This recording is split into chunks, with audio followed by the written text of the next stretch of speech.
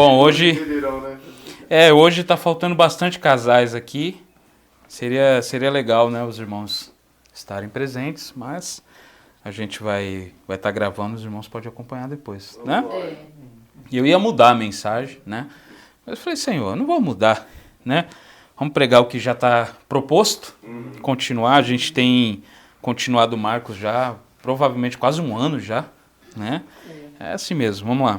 Marcos capítulo 10. Então a gente tem estudado o Evangelho de Marcos, tem sido maravilhoso. Esse é o 29º sermão, a gente está quase no sermão 30, já coisa de louco, né?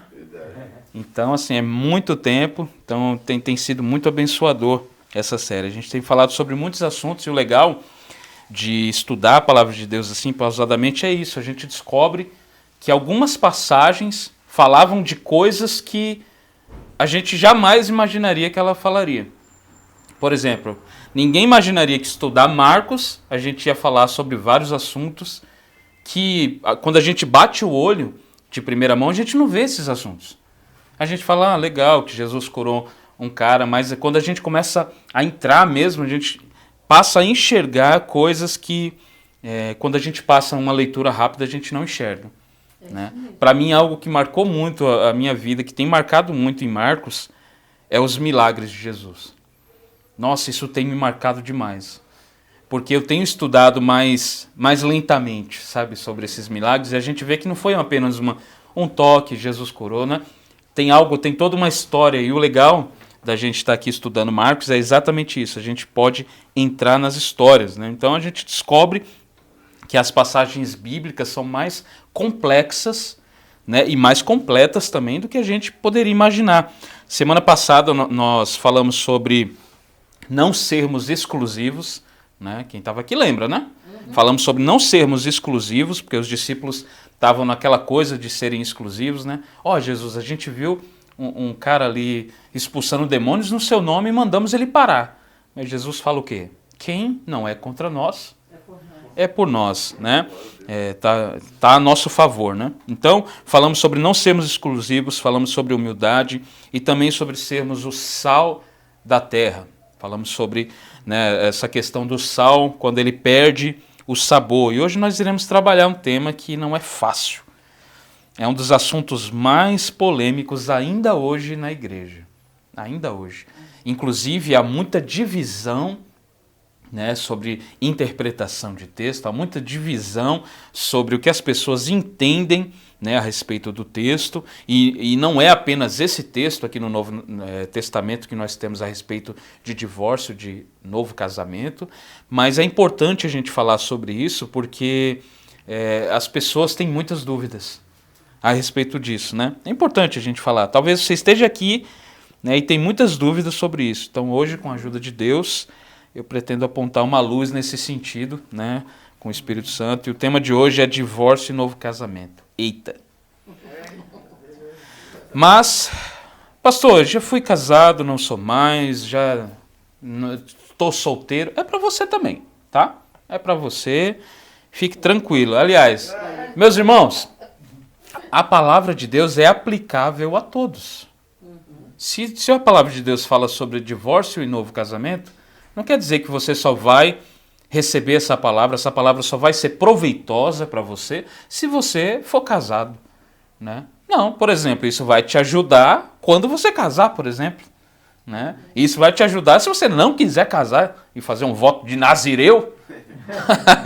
Ok, mas a palavra de Deus é aplicável para todos nós. Eu era de uma igreja antigamente que eu via muito essa preocupação.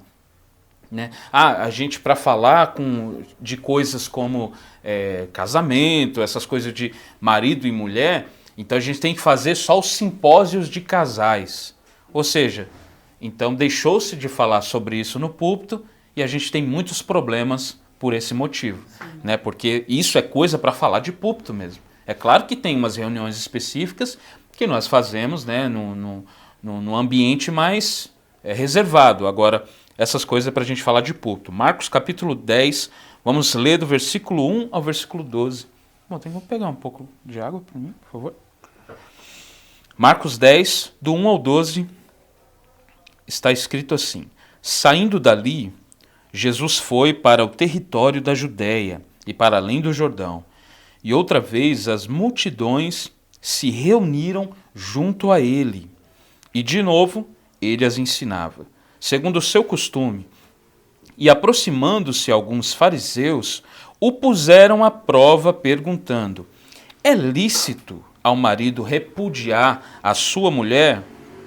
Jesus respondeu: o que foi que Moisés ordenou a vocês? Eles disseram: Moisés permitiu escrever uma carta de divórcio e repudiar. Mas Jesus lhe disse: foi por causa da dureza do coração de vocês que Moisés deixou escrito esse mandamento.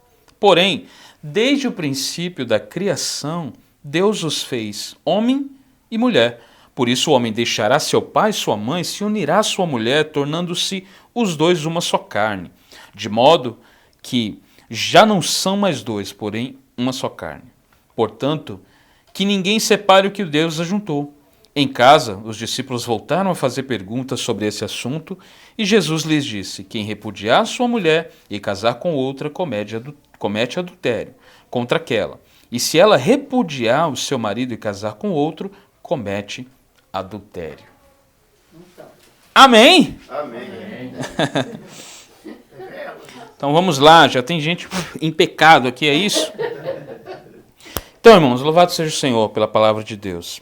Se eu falasse para vocês que o índice de divórcio entre cristãos está beirando o mesmo nível de divórcio dos ímpios, você acreditaria?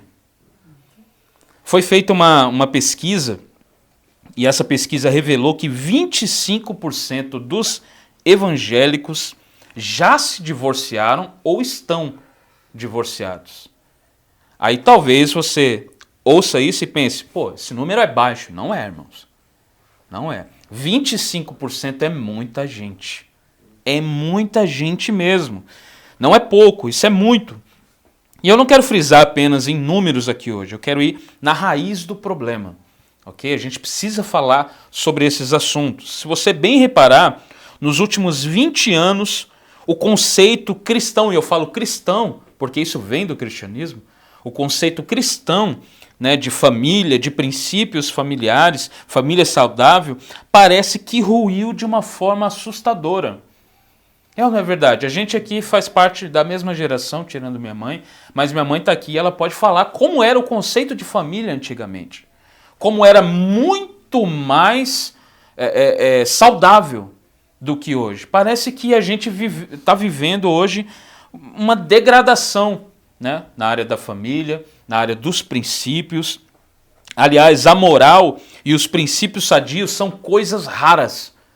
Coisas raras ainda hoje na nossa geração.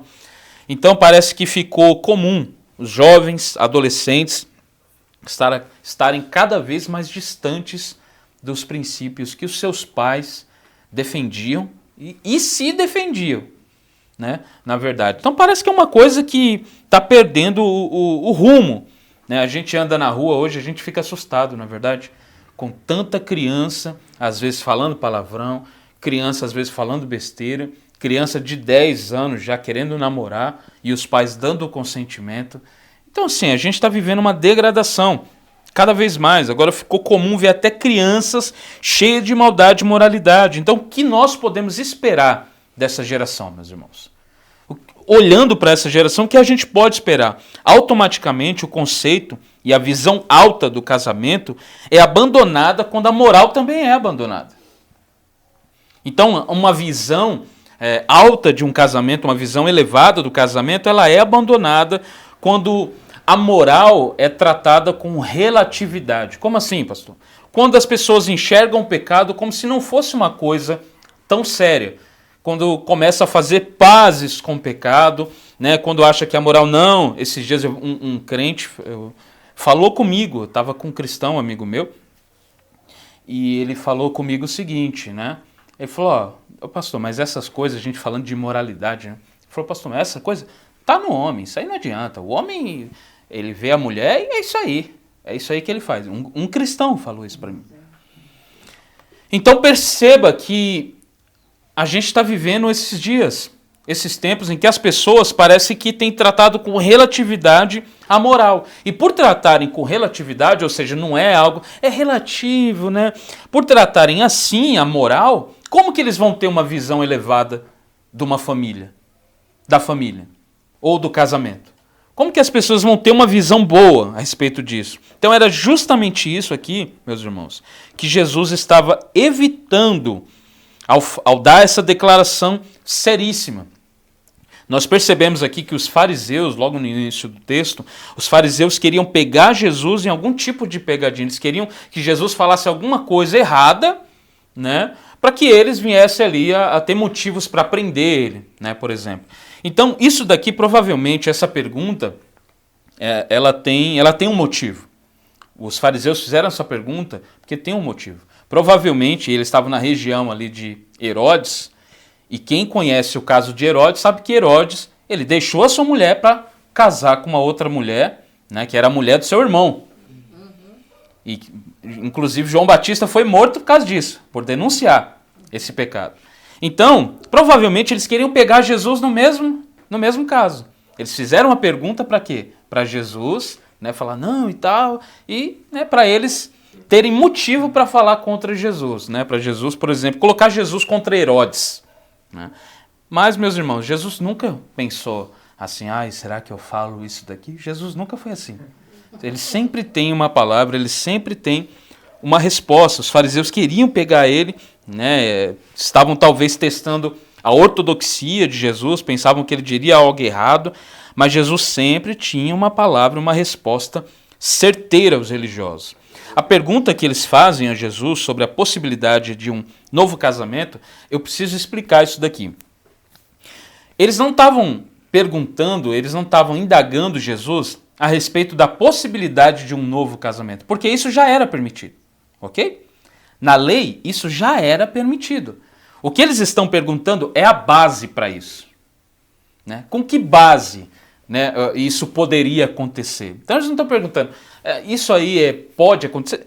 Pode, porque a lei ela já autorizava isso, mas eles estão perguntando a respeito da base, né?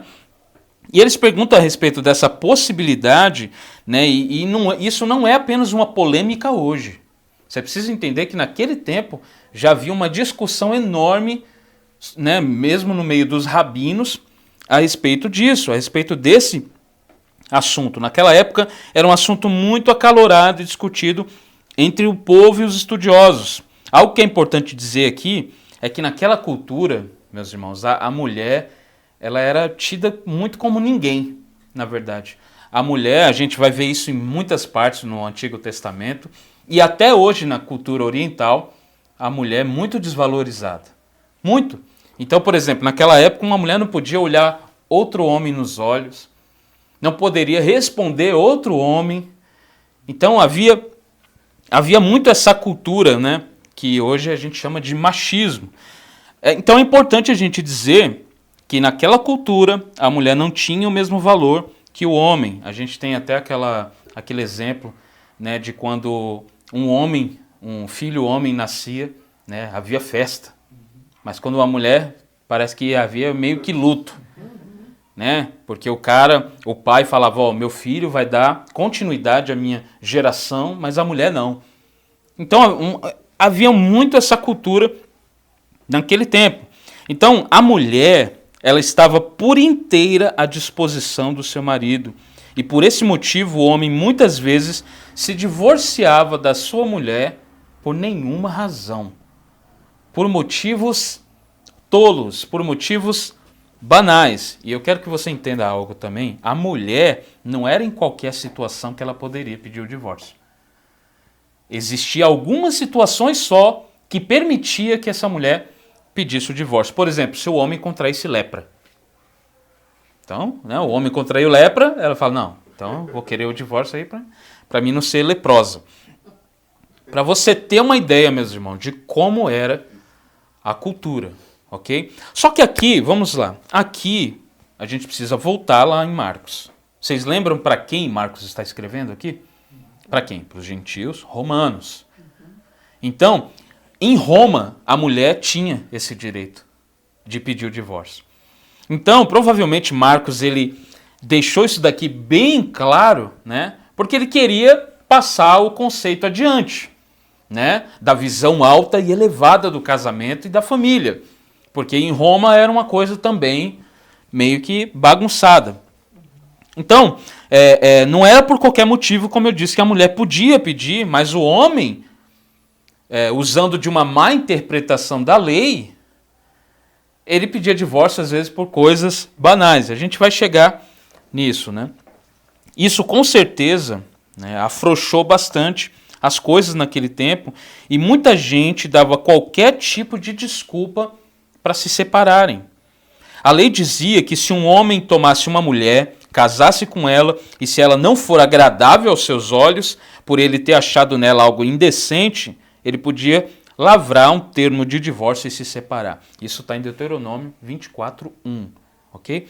Então, a lei dizia isso. Agora, vamos lá. Moisés está falando de duas coisas aqui. A mulher não ser agradável aos seus olhos e por ele ter achado uma coisa indecente nela. Mas muita gente vai defender essa questão aqui como algo, Moisés ele estava permitindo o divórcio. Meus irmãos, existe uma diferença que a gente precisa falar. Há uma diferença entre permitir e ordenar. Ok?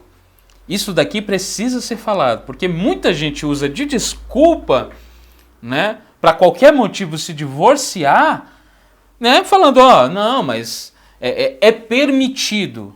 Não, é ordenado. Não é ordenado, ok? É permitido em situações que a gente vai falar aqui. Eu já estou me antecipando aqui, né?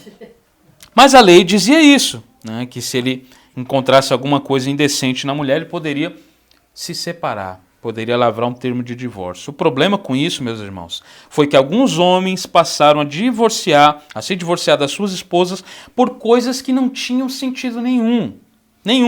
O motivo era uma má interpretação da lei. A lei dizia que o divórcio era permitido acontecer se um homem achasse alguma coisa indecente na mulher. E naquele tempo havia duas escolas de pensamento. Havia uma escola que defendia que essa coisa indecente era o adultério, e uma outra escola de pensamento adotava a ideia de que isso era algo relativo, entendeu? Aquela coisa, né? Isso aí não era bem só adultério, tinha muito mais coisas. Então, havia essas duas escolas naquela época. Uma defendia isso, que a coisa indecente era adultério e nada mais além disso. E a outra defendia qualquer motivo simples. Por exemplo, teve gente que estava se separando naquele tempo que se separava por causa de, por exemplo, uma mulher queimar a comida. Oxi. Aí você olha e fala, a mulher queimou a comida, infelizmente chegou ao fim nossa relação. Você consegue compreender isso, meus irmãos? Isso aqui é algo muito sério mesmo. Então, muita gente defendia essa questão, motivo simples, erro na comida. Se a mulher falasse com um estranho na rua, por exemplo, se ela falasse contra o seu marido em público, né? Então, alguns defendiam a ideia sem noção que até se aparecesse uma mulher mais bonita que a sua, eles poderiam, né, dar um jeito ali e lavrar a carta de divórcio, ou seja, uma bagunça só. Já pensou isso, meus irmãos? Aparece uma mulher mais bonita e fala, amor, infelizmente, nossa história foi linda, nossa história foi maravilhosa, mas chegou ao fim agora, por causa dessa endemoniada. Então, ou seja, meus irmãos, virou uma bagunça. E eu sei que você olha e fala, nossa, naquele tempo já era assim, imagina hoje, né? Imagine hoje. E realmente são coisas que nos fazem pensar. Então Jesus, ele diz aqui que Moisés deu essa lei, escreveu esse mandamento, por quê? Por causa da dureza do coração deles. E isso daqui, meus irmãos, a gente precisa parar um pouco para entender esse significado.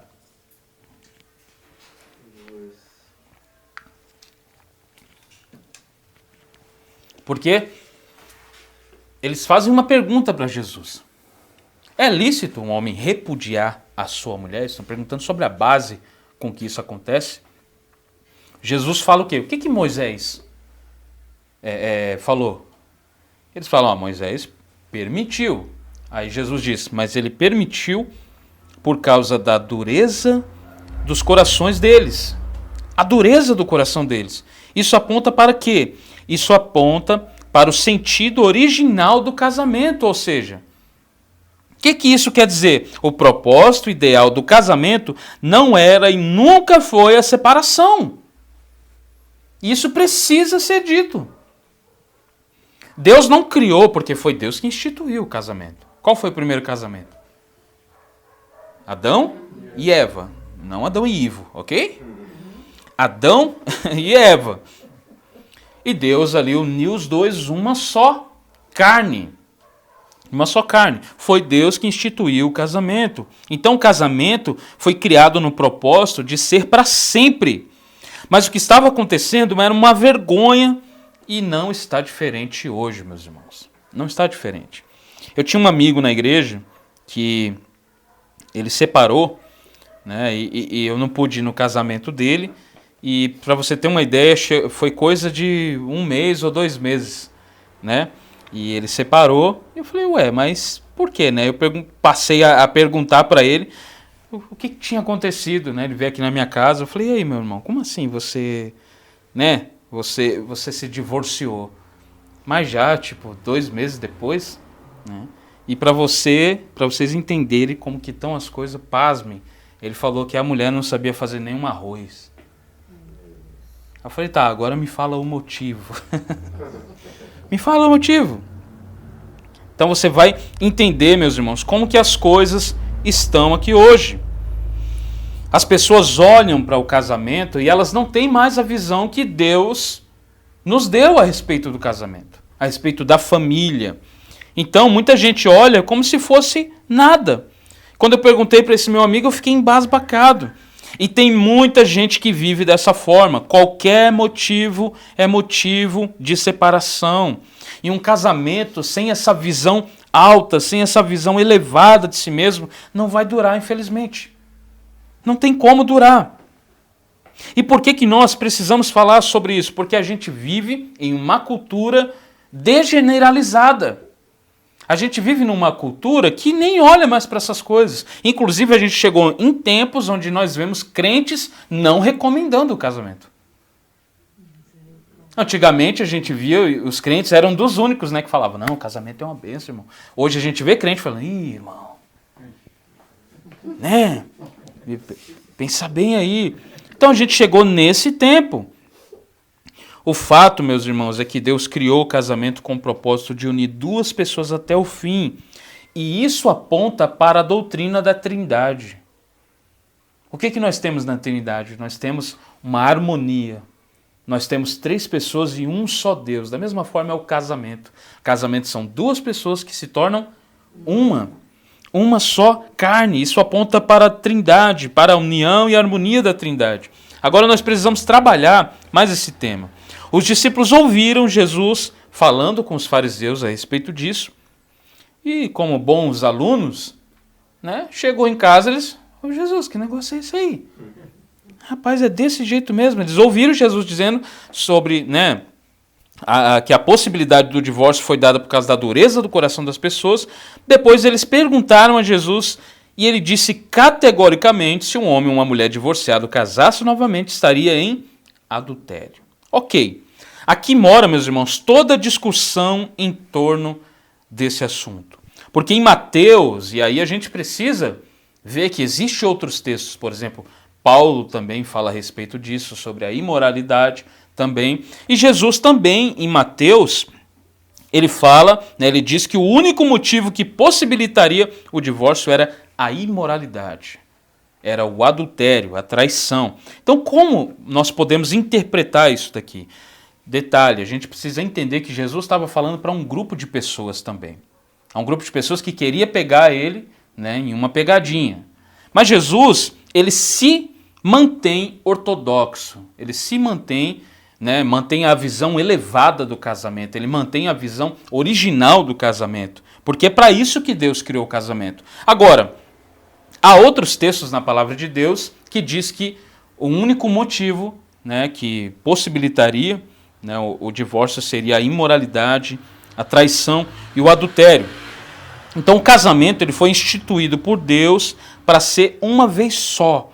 Mas nós entendemos que as escrituras elas não proíbem o divórcio, o novo casamento, quando há adultério, quando há traição.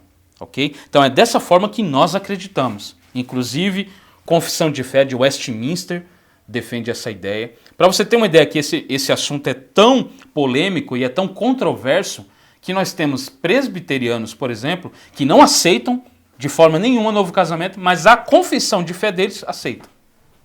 Para você ter uma ideia como é controverso esse assunto. Mas nós entendemos aqui, não apenas por causa de Paulo, mas por causa de Jesus mesmo, né? Que ele fala em Mateus, e Paulo fala também aos Coríntios, que o único motivo seria o adultério. Logo, nós precisamos ter cuidado com o que nós ouvimos por aí, porque tem muita gente que ama mandar os outros para o inferno, não é?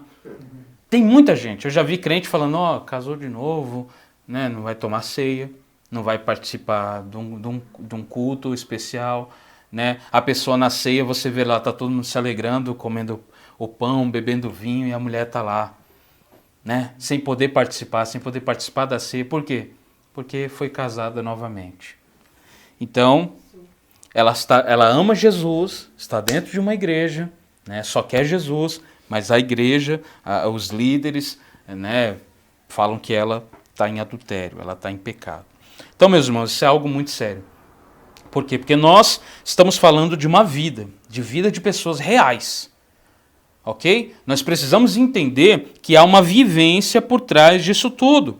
Como eu disse, há muita gente que ama mandar todo mundo para o inferno, menos eles, né? Menos eles. Sempre estão certos, mas as pessoas estão sempre erradas. Eles amam falar mal de quem sofreu, né, com uma traição, passou anos amargando veneno e casou novamente, está feliz, cuidado, né, cuidando e sendo cuidado, mas a pessoa fala, você, infelizmente, quando Jesus voltar, entendeu? Aí você tem que ir lá, quando Jesus estiver voltando, né, não sei como você vai saber, aí quando estiver voltando, você vai, corre e casa de novo com a sua antiga esposa, que tu vai estar tudo certo. Então é algo, meus irmãos, muito sério. É algo muito sério, né?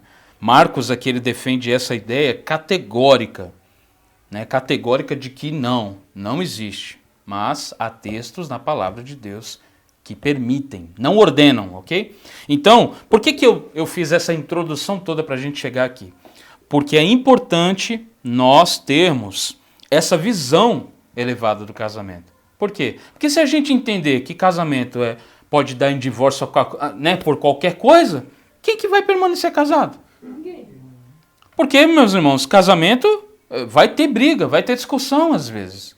E aí se ter, aí o homem vai falar, o pastor disse que pode, hein? O pastor disse que pode, eu vou querer o divórcio. Se você chegou nesse raciocínio, nesse argumento, você não entendeu nada que eu estou falando aqui. Você não compreendeu nada. Ok? Então, meus irmãos, a gente precisa entender que ninguém está na pele de ninguém. Ok? Ninguém sabe e conhece a história de ninguém. Tenhamos cuidado em julgar os outros, porque é muito fácil falar de fora. Não é verdade? É muito fácil. Eu sofri com isso. Eu sou divorciado. Os irmãos conhecem a minha história. Eu fui casado por 7 anos. Por 7 anos. E depois que aconteceu algumas coisas, a gente tentou ainda por mais 3 vezes. E não deu certo. Então, a gente acabou divorciando. Então, eu posso falar com propriedade. Algumas pessoas defendem a ideia de que eu não tenho nem direito de falar, para você ter uma ideia. Não, o pastor não poderia nem falar, porque quem é ele para falar sobre isso se ele se divorciou? Bom, eu acho que eu tenho propriedade para falar. Eu acho que quem não tem propriedade é quem não passou por isso. E fica falando das pessoas e falando que as pessoas vão para o inferno por causa disso. Meus irmãos, eu quero deixar claro que eu não estou tentando limpar a minha barra. Porque se a palavra de Deus dissesse que eu realmente iria para o inferno, eu iria, não diria com toda alegria, mas eu aceitaria isso, porque é a palavra de Deus, ok? Não a minha. Alguma exceção. Então, a gente precisa tratar isso com muito cuidado. E como eu disse, é muito conveniente para as pessoas que estão de fora dizer, né? Por exemplo, vou dar um outro exemplo aqui. É muito conveniente você dizer, né, que uma mulher deve apanhar calada do marido. Ela deve apanhar calada do marido e não chamar a polícia e além. E continuar orando enquanto apanha.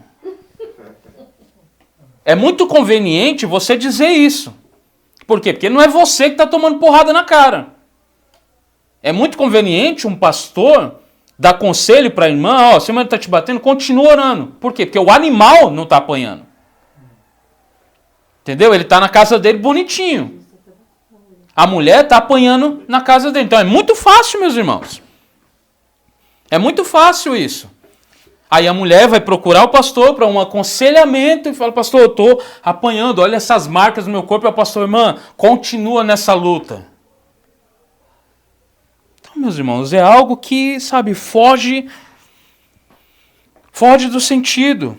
E aí eles vão usar aquelas palavras de Paulo, que a mulher crente, ela santifica o marido.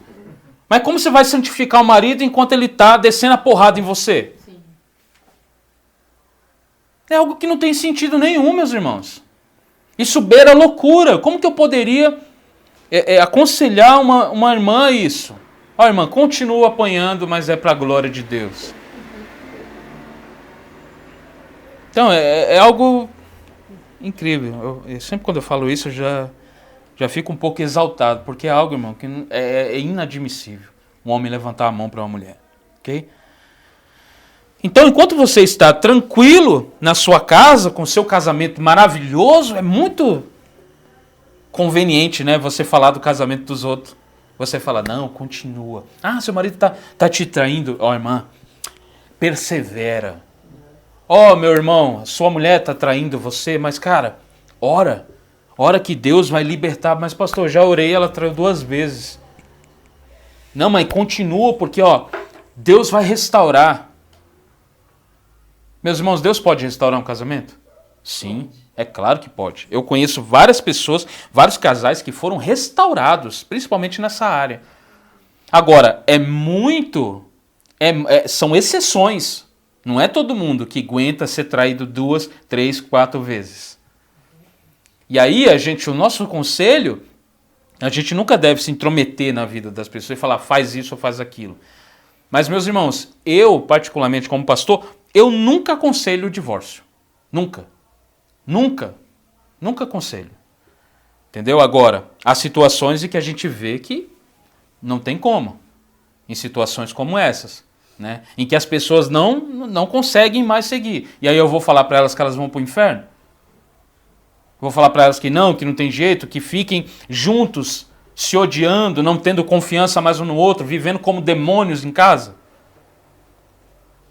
Então, meus irmãos, agressões físicas, por exemplo, você acha que é a vontade de Deus a mulher ser um saco de pancadas de um animal que se diz homem? Você acha que Deus realmente planejou isso? Você acha que Deus falou, não, eu quero que a mulher seja um saco de pancada? Você acha mesmo? Aí tem gente que fala, não, porque vai ser uma aprovação. Isso é só uma fase. Aí nesse conceito de que é só uma fase, a mulher não tem tempo depois para chamar a polícia porque o cara mata ela. Porque começa com uma porrada, depois ele mata ela. Quantas mulheres morrem todo dia porque ouvem de seus pastores que é melhor orar para santificar o marido e continuar apanhando? Porque é melhor apanhar do que pecar pedindo divórcio. Quantas mulheres morrem por causa disso, meus irmãos? Quantas? Eu vou dizer o que eu penso sobre isso. O divórcio nunca deve ser a primeira opção. Nunca. Nunca. Aliás, divórcio não é uma coisa que se deve nem pensar para um cristão. Há maneiras de trabalhar e restaurar o casamento, mas os dois precisam estar juntos nesse propósito. Por exemplo, como eu disse, há muitos casais que enfrentaram traição no casamento, mas conseguiram seguir em frente. Conseguiram seguir em frente. com muito perdão, com muito amor, mas há outros que não conseguiram. E eu não acho que nós temos o direito de julgar, mandar essas pessoas para o inferno. Claro que nós aconselhamos primeiramente a tentarem novamente. Esse é o nosso conselho, vamos tentar novamente, tentem novamente. Vê se não tem uma forma aí de permanecer. Deus pode restaurar, mas os dois é que decidem. Ninguém, a igreja não tem o direito de meter o bedelho nessa situação. A gente não tem esse direito. As pessoas precisam entender que o divórcio, a Bíblia diz, Deus odeia o divórcio. E Deus odeia de verdade o divórcio. Mas eu quero te dizer uma coisa também, para você falar, Deus odeia o divórcio, então acabou. Não. Nada pode fazer com que o divórcio aconteça. Deus odeia o divórcio. Mas deixa eu te falar uma coisa. Quem se divorciou, você acha que ele amou se divorciar? Deus odeia o divórcio, mas quem se divorcia também odeia. Porque ninguém casa pensando em se separar. Ninguém casa pensando em acabar com tudo. Todo mundo casa pensando em quê? Em constituir uma família, em viver para sempre feliz. Não é isso que a gente fala nos votos? Mas, meus irmãos, a gente precisa entender que a vida não pega leve com ninguém. E eu falando isso daqui, é claro que muitas pessoas vão usar isso e vão falar, né, ele está aí pegando leve com isso. Pense o que quiserem. Pense o que quiserem. Eu já passei dessa fase de ter que dar satisfação para alguém e de ter que pensar no que as pessoas vão falar, ok? Mas nós precisamos entender que nós estamos falando de vidas reais. Vidas reais, não é uma coisa, sabe, não é conto de carochinha, não é Disney, aqui é vida real. Há pessoas enfrentando problemas nessa área todo dia, e quando vão buscar aconselhamento na igreja, tudo que tem é ora mais. Ora mais. E aí o que nós temos? Nós vamos ver aí um monte de problemas.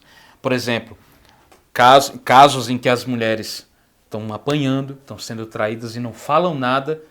Aí o que isso vai acarretar mais ainda? Homens, que não dá nem para chamar disso, isso é um lixo, mas caras que, por verem isso acontecendo, a igreja não faz nada, o pastor não faz nada, a mulher está apanhando, o pastor não liga, o pastor sabe, ou seja, é um cúmplice. Não faz nada, não chama a polícia, porque, irmão, se for comigo, a primeira coisa que eu faço é isso, eu chamo a polícia. Se a esposa falar, não, pastor, eu chamo a polícia. Aí o cara vai falar, bom, a igreja não tem nada para falar sobre isso, então eu vou continuar fazendo isso. Vou continuar fazendo isso. Eu também, irmão, não aceitaria uma mulher aqui da igreja apanhando do marido. Se ela não chamasse a polícia, eu mesmo chamaria. Jamais eu diria para ela continuar orando enquanto apanha. Isso é inadmissível. Outra coisa que é importante considerar, eu vou caminhar para o final agora. Você acha que o casamento é um papel assinado? Porque isso daqui precisa ser falado. Algumas pessoas parecem que têm essa ilusão de que casamento é um papel assinado. Não mesmo, querido. Não mesmo. Se um cara vive batendo na esposa, isso nunca foi um casamento. Ok? Para de dar carinho, cachorro, senão ele vai ficar aí. Se um cara vive batendo na mulher, isso nunca foi um casamento. Ok? Nunca foi. Nunca foi. Ou deixou de ser a partir do momento que ele tomou essa atitude. Se há casos de traição sem arrependimento genuíno, sem mudança de mente, isso também nunca foi casamento. Isso deixou de ser um casamento? Faz tempo. Aí as pessoas não, elas acham que, não, o conceito de casamento é o quê? É um papel. Não é uma atitude do coração. Você percebe? Como que os religiosos, como a religiosidade é uma coisa que mata mesmo. Porque as pessoas, por exemplo, elas vivem como demônios, isso aí já deixou de ser um casamento faz tempo, mas elas acham que porque tem um papel assinado, isso aí é casamento. E não é. Não é, querido. Não é. Sinto muito em te dizer. Muita gente se limita a isso. O negócio é o papel assinado. Mas há casais que têm papel assinado, que têm certidão, que têm foto, têm fama de casados, mas vivem como demônios. Não há respeito. Trata a mulher como lixo. Usa sua voz mais potente, dá sua força para assustar. Não há respeito. E a mulher também não respeita o marido. Meus irmãos, a mulher vai e flerta com outros homens. Você chama isso de casamento? Você chama isso de casamento? Você consegue olhar para uma situação dessa, para uma vivência dessa e falar, nossa, eles são casados. Não são, deixaram de ser faz tempo. Quando não há mais respeito, quando não há mais arrependimento, quando o casamento se tornou uma situação em que o outro nem suporta mais a outra, porque tem isso, né? Eu já tratei casais que o outro não conseguia nem olhar para. Não, para de falar que a sua voz já acaba comigo. Fala, rapaz. Então, meus irmãos, isso não é casamento. Não tem como a gente olhar. Claro que isso não é um casamento. Casamento é o quê, então? Casamento é cumplicidade, é reciprocidade. Eu não estou falando que é perfeição. Casamento é redenção, meus irmãos. É redenção. É quando o cara, a mulher erra, mas tem a coragem de falar, olha, eu errei. Fui um idiota. Sabe, eu preciso de perdão. Me ajuda. Aí há perdão entre os dois e os dois seguem. Meus irmãos, se tem gente que acha que o casamento só vai continuar por causa de amor, esquece. Há algo muito mais importante no casamento que é perdão do que amor.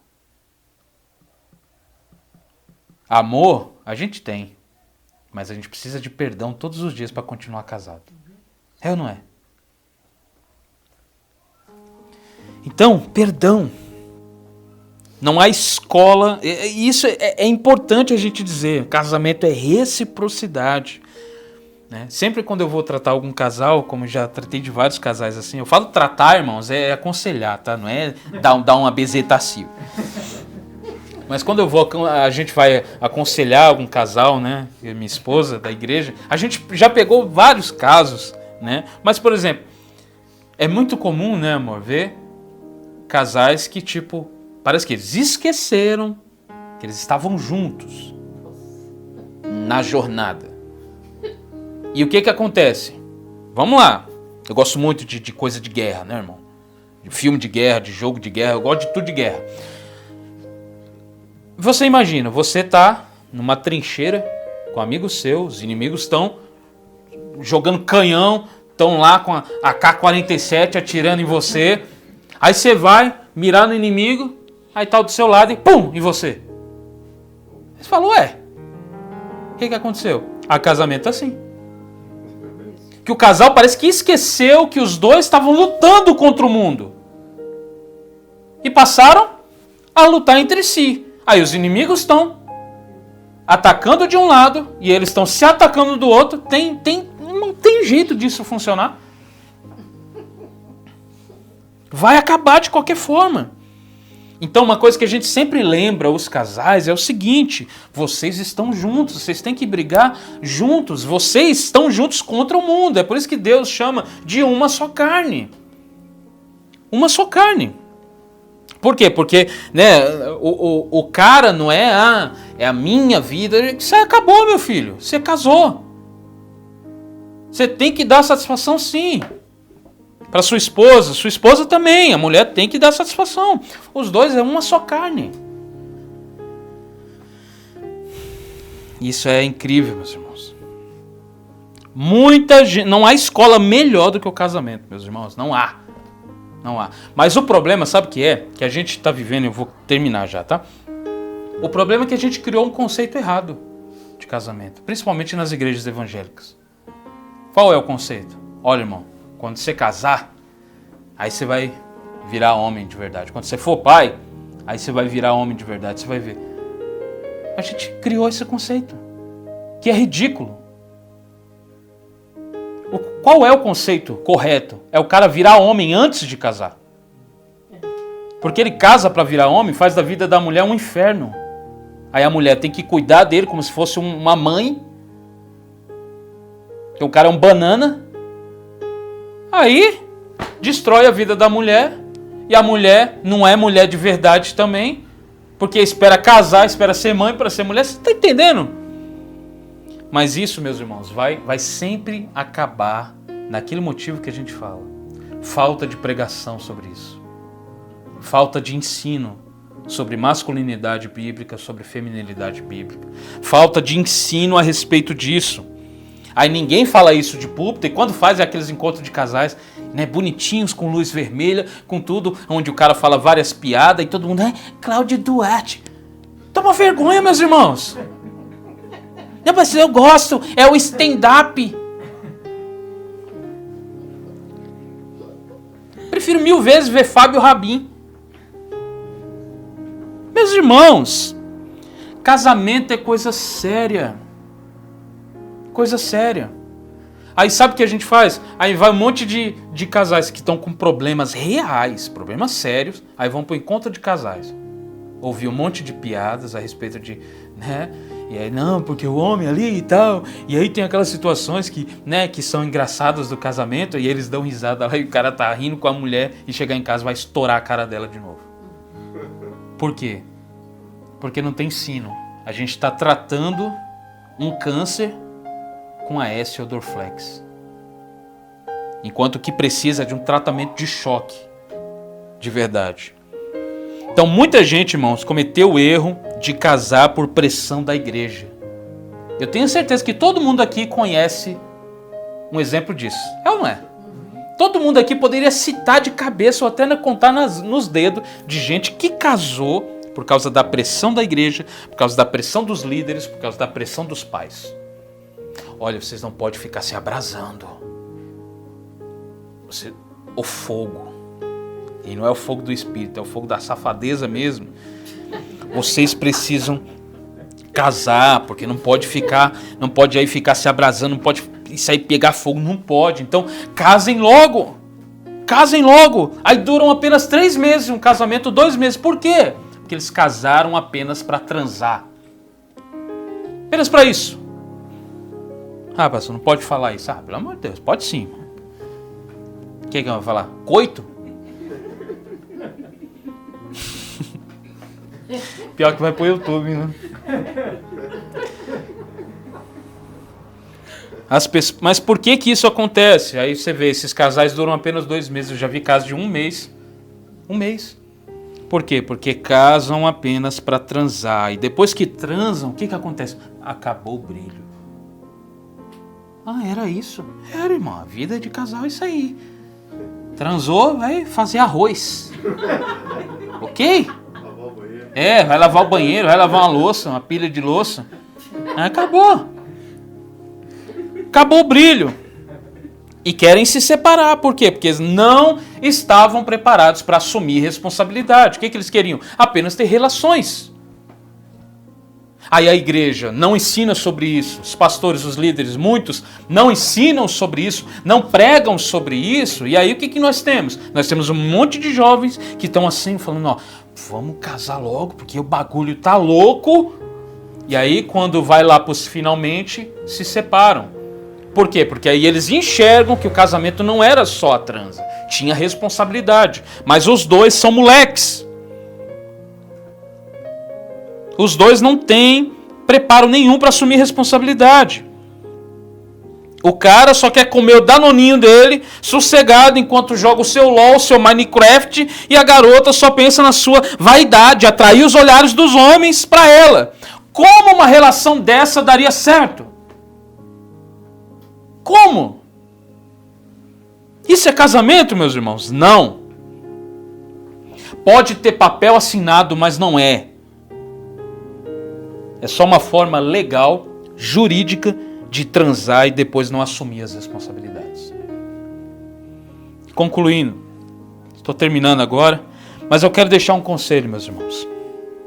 Essa mensagem vai para o YouTube também, quem estiver assistindo. Não trate o seu casamento como se fosse algo banal. Não é. É coisa séria. E eu espero que isso tenha ficado claro para os irmãos. Deus, como dizia um pastor antigo meu, Deus está nesse negócio do casamento. Deus está nesse negócio, meus irmãos. Não tire Deus da sua relação com a sua mulher, o seu esposo, porque tem gente que parece que tirou Deus da relação faz tempo. É só ele e ela e acabou. Mas o que a Bíblia fala? O cordão de 3 dobras é mais difícil de quebrar. 3 por quê? Porque é o casal e Deus. Aí tem gente que fala, não vamos colocar Deus aqui nos nossos problemas. Mas por quê? Ele deveria estar aí faz tempo. Inclusive vocês têm problemas porque ele não está aí. Não vivam como ímpios em casa. Não dê desculpas do seu temperamento enquanto não está fazendo nada para mudar. Porque é o que mais acontece, né? Tem gente que fala, mas eu sou assim. Né? Eu tenho esse temperamento explosivo que de vez em quando eu quero matar todo mundo. Mas isso é só coisa do meu temperamento. Ok. Você não tem problema você ter um temperamento. Temperamento não muda, irmãos. Não muda. Eu, por exemplo, sou sanguíneo. Eu sou sanguíneo.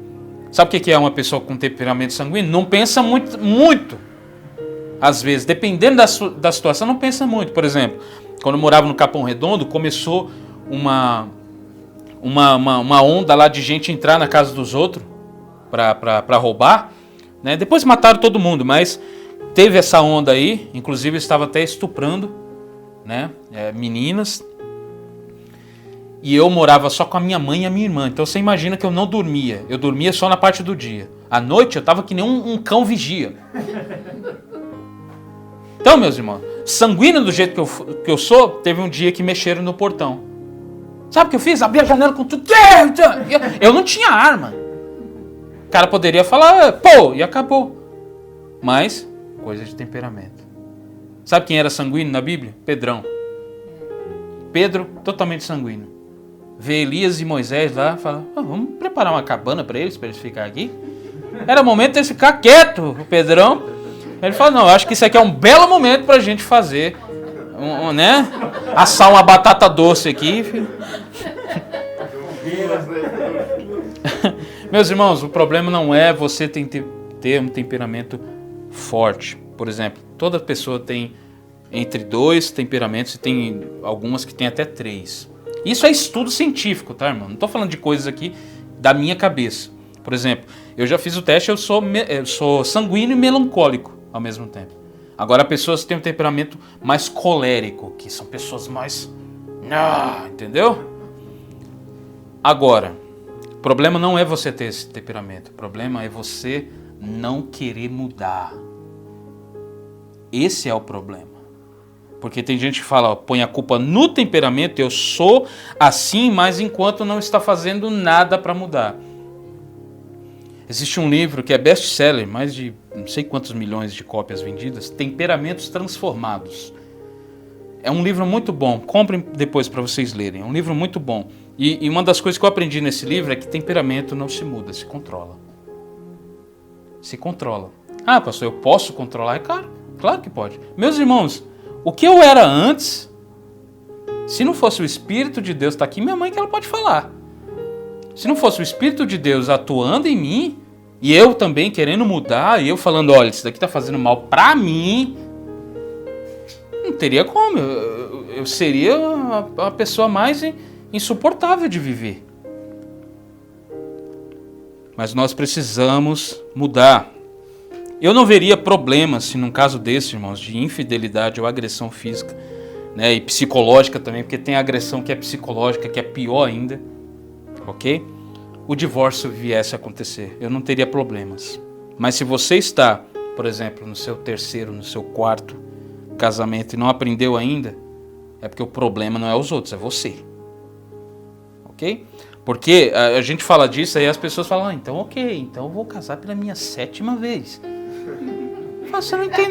Você não entendeu nada, querido. Você precisa de 7 casamentos para... Porque, meus irmãos, a gente entende o que é o casamento. Pelo menos deveria entender. Então você não vai pulando conhece uma pessoa um mês, casa, e aí não, tem que conhecer a pessoa de verdade. Então isso daqui irmão, eu fiquei 1 ano e 3 meses a gente ficou, né, irmão? Eu e a Ariane, eu acho que demorou cerca de, o quê, irmão? Uns 2 anos pra gente ter uma primeira briga? 2 anos, irmãos. Entendeu? É claro que, assim, o meu jeito também, às vezes, ajuda muito, né? Às vezes eu faço palhaçada quando eu não devia, e aí às vezes eu quebro o clima. Eu vivo fazendo, né, besteira, palhaçada, mas a gente demorou muito. Ó, pra você ter uma ideia, a primeira briga que a gente teve, eu lembro como se fosse hoje, a briga assim de parecer uma coisa séria assim, foi na época do hambúrguer que a gente tava fazendo. Que tava tanta coisa, a gente estressado, e eu tava parecendo uma pilha e tal. E aí aconteceu a briga, eu falei, nossa, meu Deus, eu me senti a pior pessoa do mundo, porque a gente tava, né, você tá entendendo? Meus irmãos, o problema não é isso acontecer, o problema é quando você nota os sinais que está acontecendo e você não faz nada para mudar. Isso é o pior. É o pior. O que você precisa é tratar de você mesmo. Tratar você mesmo. Mude por você. Porque você já reparou que quando você tenta mudar pelos outros, você nunca muda? Meu irmão, isso é batata.